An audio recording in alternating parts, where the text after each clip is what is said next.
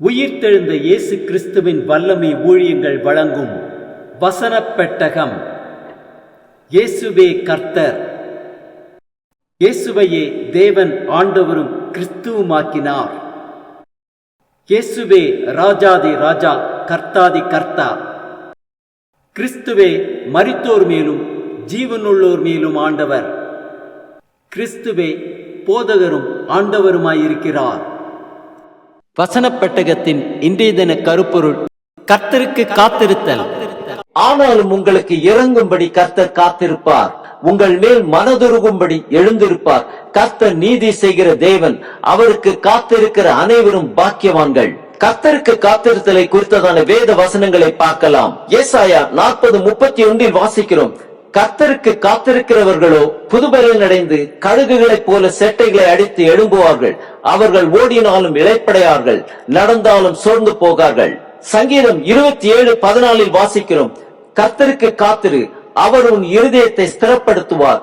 திடமனதாயிருந்து கர்த்தருக்கே காத்திரு.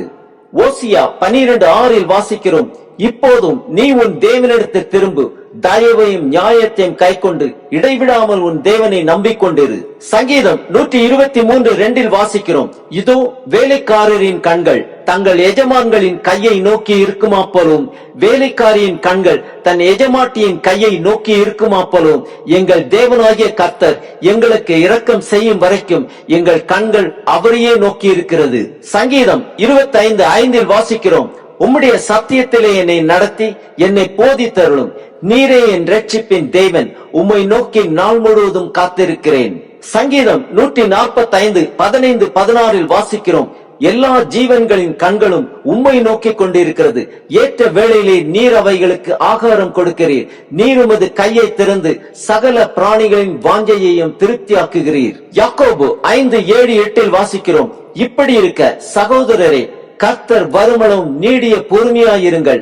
இதோ பயிரிடுகிறவன் பூமியின் நற்பலனை அடைய வேண்டும் என்று முன்மாறியும் பின்மாறியும் வருமளவும் நீடிய பொறுமையோட காத்திருக்கிறான்.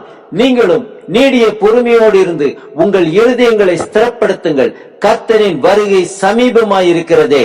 தீத்து 2:13 வாசிக்கிறோம்: நாம் நம்பி இருக்கிற ஆனந்த பாக்கியத்துக்கும் மகா தேவனும் நமது இரட்சகருமாகிய இயேசு கிறிஸ்துவனுடைய மகிமையின் பிரசன்னமாகுதலுக்கும் எதிர்பார்த்து கொண்டிருக்கும்படி நமக்கு போதிக்கிறது.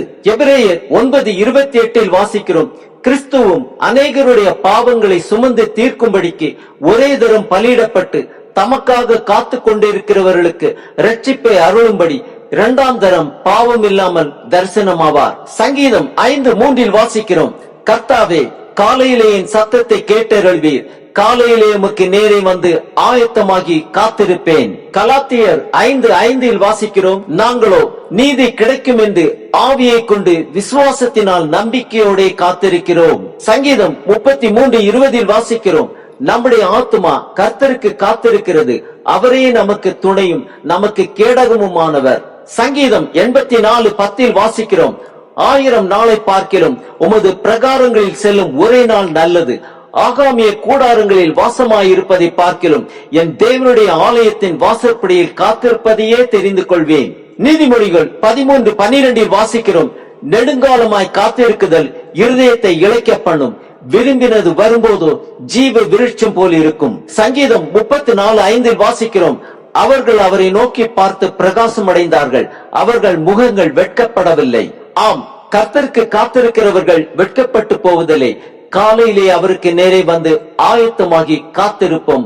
அந்த நாளின் கிருபைகளை பெற்றுக் கொள்வோம்.